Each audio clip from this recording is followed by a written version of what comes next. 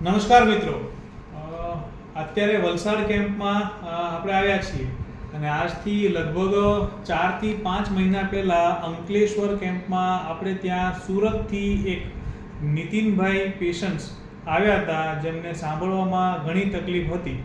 બંને કાનની નસો એમની સુકાયેલી હતી અને વધારે સુકાતી જઈ રહી હતી. એમને 4 થી 5 મહિનાના દવા પછી કેટલું સારું સાંભળવાનું થયું છે અને કેવું રિઝલ્ટ છે એમના શબ્દોથી સાંભળીએ. નમસ્કાર નીતિનભાઈ. નમસ્કાર.